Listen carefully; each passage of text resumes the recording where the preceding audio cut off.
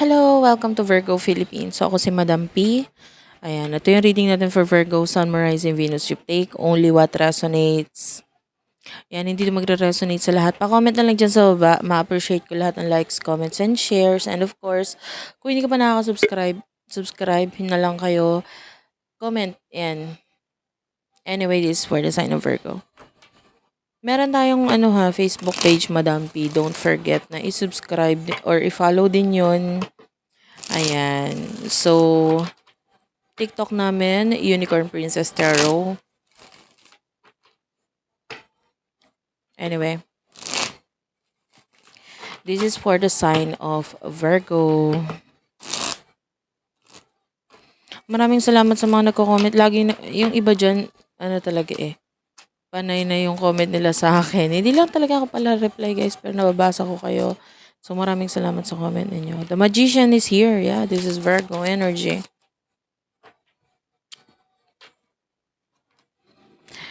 The Fool.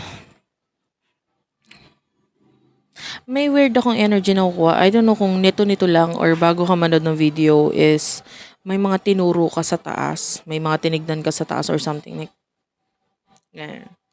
may tinuro ka sa taas. Anyway, okay lang kahit wala.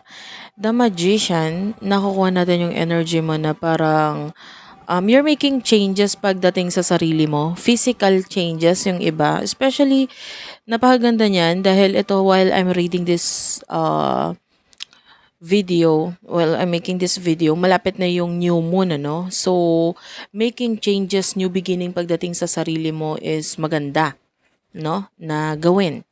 Now, malapit na 8% na lang and then it's already new moon na lang. New moon na. Now, the Fool is here. So, you're making risk. Iba sa inyo, may mga sisimulan. The Ace of Swords, bottom of the deck. Yeah, iba sa inyo, this is something na pwedeng ideas or naiisip mo. Alam mo, the only thing na hindi mo na mangyayaring hindi mo makukuha yung mga gusto mo or ma-achieve yung mga goals mo or magkakaroon ng changes sa'yo is kung ikaw mismo hindi ka gumalaw, wala kang ginawa. So, yung new beginning is part of, making changes na rin sa sarili mo. And napaka-importante ng new beginnings para mabago ang buhay mo if that's what you want. Okay? So, I feel like part of you, the Six of Cups is here, the Three of Swords. Yung iba sa inyo nasasaktan pa rin sa bagay na may kinalaman sa love or past. Yan. Or may longing na nararamdaman with regard sa past. Anyway, punta tayo sa person na kakonect mo. Kunin naman natin yung main energy niya for the sign of Virgo. Sun, Moon, Rising, Venus, Jupiter, Virgo. Kamusta na kayo guys? Sino to person na to for the sign of Virgo? Sun, Moon, Rising, Venus, Jupiter, Virgo. Person na kakonect mo. Okay.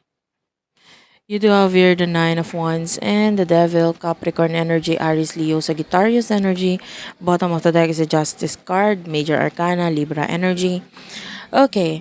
So, yung person na kakonect mo, I feel like with the Nine of Wands, marami siyang challenges ngayon. Nakakita tayo ng manipulator, narcissist energy sa side niya. And it could be boss, career, yan, justice, or yung iba sa inyo, this could be marriage. So, pwedeng you're dealing with someone who is already married or may kinakasama. Pwedeng ganon. But the devil is showing to me as the manipulator. And nagkakaroon ng problema yung person na yun dahil sa pagmamanipula nitong person na to. And yun na. Yung iba kung hindi man yung yun nga, kung hindi man yung mga tao sa paligid niya, it could be a boss or someone na nasusunod sa kanya. Anyway, inom lang ang tubig.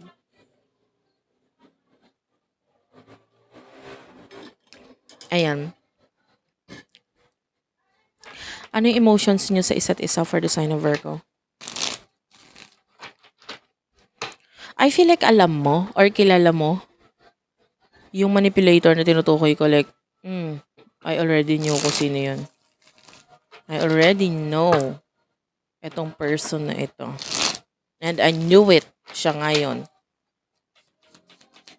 Puwedeng yung iba sa inyo naramdaman mo na, na gano'n yung magiging kalalabasan ng connection nitong person na 'to at nung manipulator na yon. Well, I don't know kung sino nga yun, but you can tell. Ace of Swords, Seven of Wands, yeah, ito yung nagiging I mean, I feel like naaalala mo yung 'tong person na 'to, pero, I feel like with the Seven of Wands, alam mo na mahirap kalabanin or ilaban yung connection ninyo. So with the Five of Wands, hanggang galit or ines lang yung kaya mong gawin dito regarding sa ending na nangyayari sa inyo. Like, hindi mo pa gustong magkaroon ng ending, pero parang wala kang choice kasi etong manipulator nga na ito yung nasusunod. Could be sa sitwasyon ng person mo. Like, wala rin choice yung person mo eh. Parang may nagmamanipula sa kanya, may nasusunod sa kanya, and ito yung naging dahilan kung bakit nagkakaroon ng ending sa inyong dalawa. Anyway, ano yung emotion ng person na ito for you? Pagpasensya mo na kung gumagalaw. Pag sinashuffle kita, ayusin ko lang. Kasi yun, tumatama yung stand dito sa table. Anyway, emotion ng person na ito nakakonect mo para sa'yo. hindi talaga siya okay, guys. Nine of Swords is here. Namomroblema siya, nasasaktan siya, tsaka ayaw niya ng gano'n. Ayaw niya ng minamanipula siya, pero parang wala kasi siyang choice. The Eight of Swords is here. The Eight of Swords is stuck. Ano mo yan? Yung parang, hindi ako makalis dito.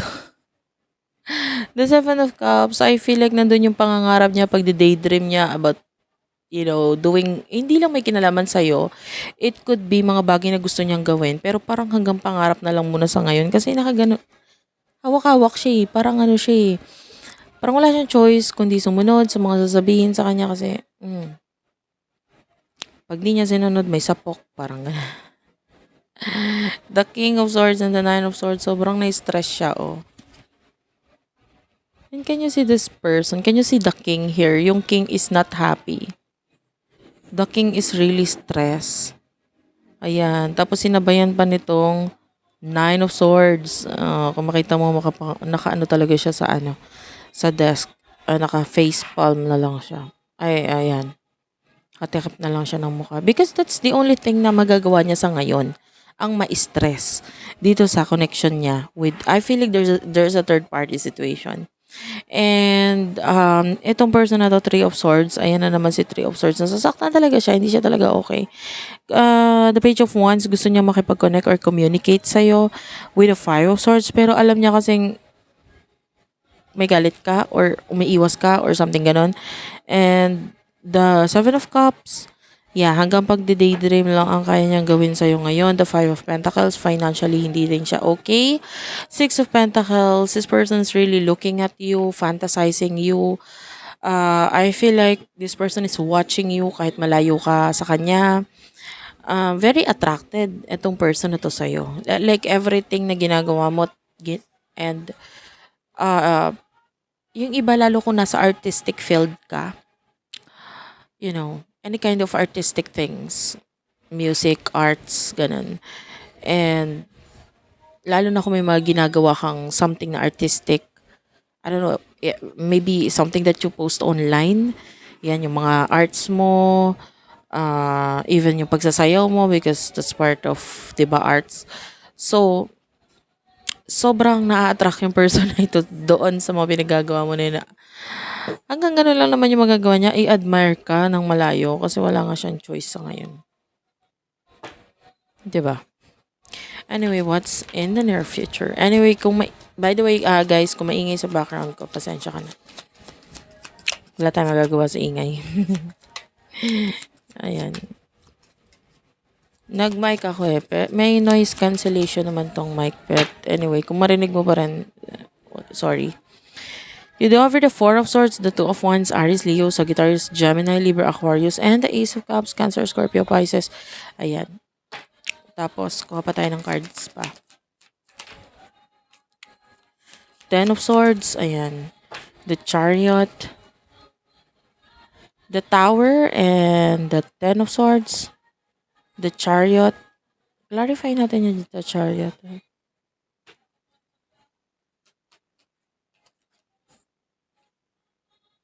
The Lovers and the Ten of Pentacles. The Knight of Swords, yeah. Unfortunately, what I see here is a lot of you is parang magfo-focus sa stability, career, Ace of Wands, new beginnings. Eto, kung hindi ka pa stable, advice ko sa'yo is to focus on your stability. Huwag kang mag-focus dito sa person na to. I mean, yung iba sa inyo, nakakakuha tayo ng ganun. Huwag ka muna mag-focus sa love. Focus on yourself. Focus on your career, your stability. Diba? Kasi, itong person na to, pwede mo siyang kunin as an inspiration, sabihin natin ganun, para mas ma-improve mo pa yung sarili mo, but don't focus sa buhay niya. Diba? Hayaan mo lang. 'Di ba? And the two of wands, nandun yung pagpaplano mo about sa connection ninyo and so on and so forth. But trust me, hindi ito yung time to do that. Like yung iba sa inyo nagkakaroon ng pagpaplano, a lot of you are guilty Nagkakaroon ng pagpaplano dito sa person na to kahit wala pa siya, na parang, pag dumating siya, ganito gagawin namin, ganito ganyan. So, meron ka ng plano sa isip mo, pero ikaw mismo sa sarili mo, you need to first figure out kung paano ayusin yung sarili mo. 'Di ba? Kasi with the Four of Swords, I feel like um wala ka ring ginagawa pagdating dun sa mga dapat mong harapin, dapat mong layuan or iwasan. Maybe there are things na kailangan mo munang ayusin sa buhay mo, like yun nga, yung iba may kinalaman sa stability whatsoever. So anyway, ayusin mo muna yung buhay mo. Don't focus on this person. The Ace of Cups, I see you love this person. Mahal mo siya, okay? Pero hindi dapat tumigil yung mundo mo sa kanya. Kailangan tuloy-tuloy lang. Ayusin mo lang. Kung wala siya, wala siya.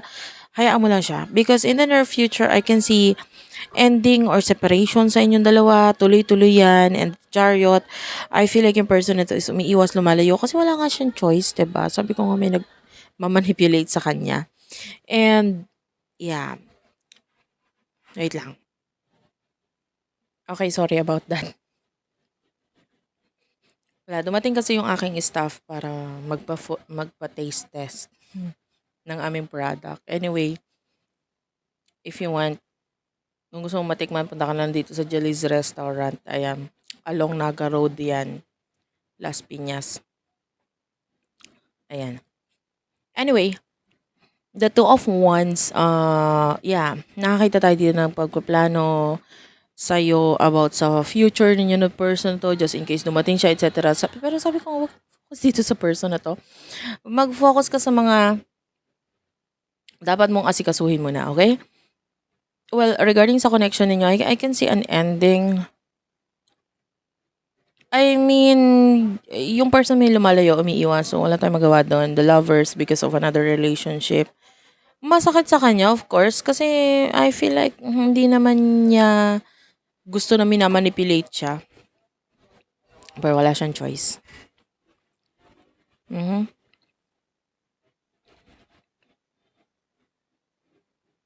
Nandun yung pag-wish niya sa connection ninyo.